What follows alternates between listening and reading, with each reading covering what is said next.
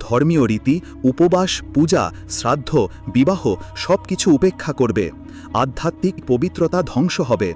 খাদ্য হবে তামসিক ও অপবিত্র। সমাজে লোভ, প্রতারণা ও ভোগ বিলাসী চালাবে জীবনকে।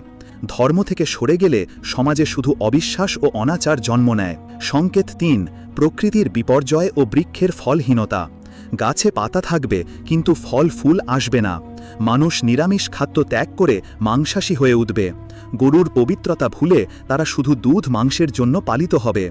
বন ধ্বংস, জল অপচয়, বায়ু দূষণ প্রকৃতির ভারসাম্য ভেঙে দেবে।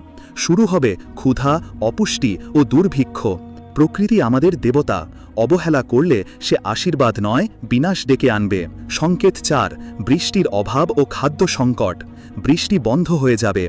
ধান চাল ফলানো বন্ধ হবে, যা হবে রসহীন ও অপুষ্টিকর। কেবল ছাগলের দুধ পাওয়া যাবে। মানুষ